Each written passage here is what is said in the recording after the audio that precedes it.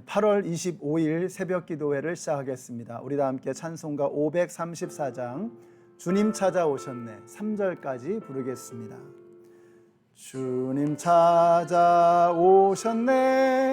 모시어 드리세 가시관을 쓰셨네 모시어 드리세 우리 죄를 속하려 십자가를 지셨네 받은 고난 크셔라 모시어 드리세 보라 성자 오셨네 모시어 드리세 영광 중에 계신 주 모시어 드리세 헛된 교만 버리고 우리 구주 모시어 영원 복락 누리세 모시어 드리세 겸손한 자 찾도다 모시어 드리세 하늘에서 부르네 모시어 드리세 좋은 자리 드리고 주실 은혜 구하세 하늘나라 세우세 모시어 드리세. 아멘. 오늘 우리에게 주시는 하나님의 말씀은 마태복음 25장 31절에서 46절까지의 말씀인데요. 그 중에서 32절과 33절의 말씀을 읽겠습니다. 그는 모든 민족을 그의 앞에 불러 모아 목자가 양과 염소를 가르듯이 그들을 갈라서 양은 그의 오른쪽에 염소는 그의 왼쪽에 세울 것이다. 아멘.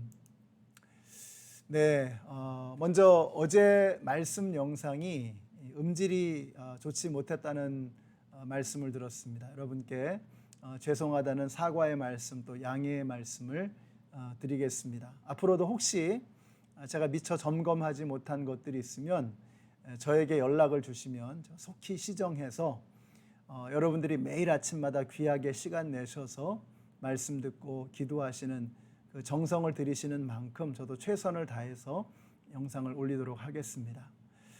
십자가에 달려 돌아가시기 전에 예수님께서 하신 마지막 가르침, 이게 바로 마태복음 25장의 말씀입니다. 그러니까 25장에 나오는 말씀은 굉장히 영적으로 중요한 의미를 담은 가르침들이겠죠. 여기에 세 가지의 비유가 나옵니다. 열처녀의 비유, 그리고 어제 살폈던 달란트의 비유, 그리고 오늘 우리가 보게 될 양과 염소의 비유입니다. 이 열처녀의 비유는 우리가 다 등을 가지고 있지만 등만 가지고는 안 된다는 거죠. 거기에 기름이 채워져야 한다. 내용이 채워져야 한다.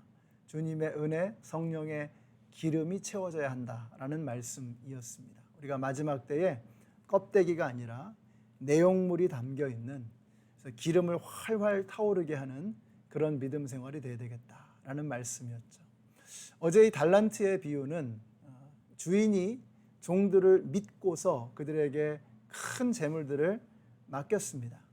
근데 그 기대를 하고 맡겼지만 모두가 다 기대에 미치지는 못했다라는 내용이었죠. 그런데 이 주인이 정말 종들에게 기대했던 것은 무엇이냐? 그것은 결과가 아니었습니다.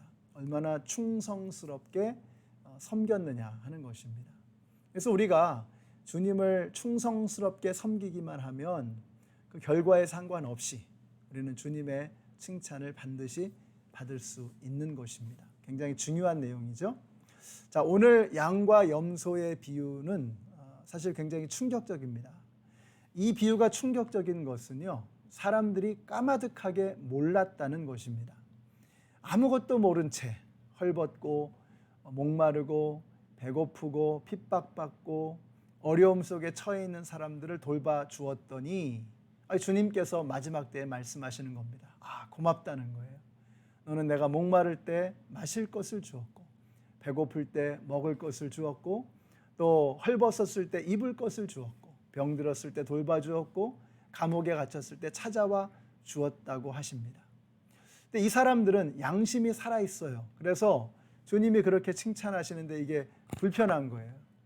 그래서 슬쩍 넘어갈 수도 있을 텐데 그렇게 하지 않고 아이 주님 제가 언제 그렇게 했습니까? 이렇게 오히려 물어보는 것입니다. 저는 이 말씀 묵상하면서 어떤 생각이 드는가 하니까 우리가 주님 앞에 올바른 삶을 살아가는 사람들은 어떤 상황에서도 당당하고 투명하구나 하는 것을 느끼게 되었습니다. 반면에 다른 쪽에 있는 사람들도 사실 아무것도 모른 채 헐벗고 목마르고 배고프고 굶주리고 핍박받는 사람들을 그냥 모른 척하고 외면한 거예요. 주님이 거기 계시는 걸 모르고 말이죠. 그게 주님에게 하는 것인지도 모르고 그렇게 했던 것입니다. 그랬더니 주님께서 하시는 말씀이 야 너희들이 나를 이렇게 외면했구나. 근데 이 사람들도 물어보는 거예요. 제가 언제 주님을 외면했습니까? 좀 뻔뻔스럽다는 느낌이 들지요. 아니 주님이 그렇다면 그런 줄 알아야지 언제 그랬습니까? 따지는 것 같은 느낌이 들잖아요. 근데 이게 악한 자들의 특징입니다. 자기들이 한 짓을 모르는 거예요. 그래서 오히려 기고만장해서 달려드는 것입니다. 제가 언제 그랬습니까? 자기들이 한 일을 모르는 것입니다. 마음이 선한 사람 같으면 아유 제가 그랬습니까? 죄송합니다 할 텐데 근데 이 사람들은 안 그런 거죠. 양쪽 다 모르고 했다는 데에 이 비유 말씀에 힘이 있습니다. 저는 이 말씀이 우리에게 가르쳐 주시는 것 중에서 가장 이게 마지막에 있는 말씀이라는 것이 굉장히 놀랍습니다. 예수님의 가르침의 일관성이 느껴지는 거죠. 예수님이 처음에 가르치셨던 내용들은 산상수훈에 있습니다. 거기 보시면은 기도할 때에 은밀한 중에 골방에서 조용히 기도해라. 너희가 구제할 때 오른손이 한 일을 왼손이 모르게 해라. 또 너희가 금식할 때에 기름 바르고 활짝 웃으면서 다른 사람들이 볼 때 금식하는 줄 모르고 그렇게 모르는 것처럼 그렇게 금식을 하라고 말씀을 하신 거예요. 그러니까 또 위선적인 그런 신앙생활 말고 진실된 신앙생활을 하라는 것입니다. 맨 마지막에 주시는 이 비유도 동일한 의미를 가지고 있는 거죠. 주님이 거기 계시는 줄 모르고서 그냥 평소에 그냥 자기 자신의 삶의 모습을 그냥 고스란히 주님께서 보고 계시는 거예요. 거기 주님이 계시는지 모르고서 약한 사람들 또 힘없는 사람들을 돌봐주었던 사람, 거기 주님이 계신 것을 모르고서 약한 사람 힘없는 사람들을 함부로 했던 사람들, 예수님은 바로 그 모든 상황들을 다 보고 계신다는 것입니다. 근데 이 마지막 가르침에서도 이 말씀을 해주시니까 지금 놀라운 거예요. 예수님은 우리가 정말 진실된 신앙생활 하기를 원하시는구나. 겉과 속이 똑같고 앞과 뒤가 똑같은 그러한 모습으로 믿음 생활하기를 원하시는구나.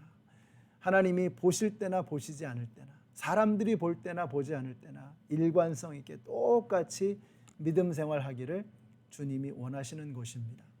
여러분 주님이 오실 날이 정말 얼마 남지 않았잖아요. 우리가 이 마지막 때를 어떻게 살아야 하겠습니까?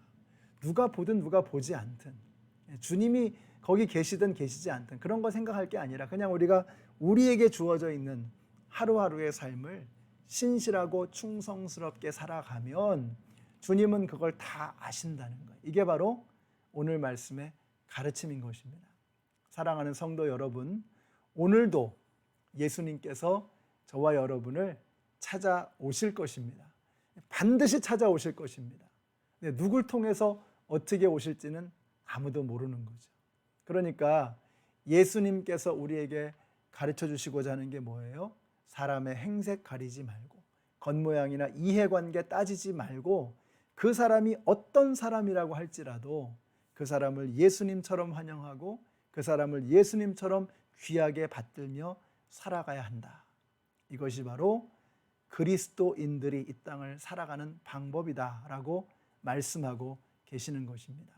오늘 여기 기도회에 함께 참여하신 우리 모든 성도님들 한 분도 예수님을 박대하고 예수님에게 함부로 하는 분이 없게 되시기를 바랍니다. 기도하겠습니다.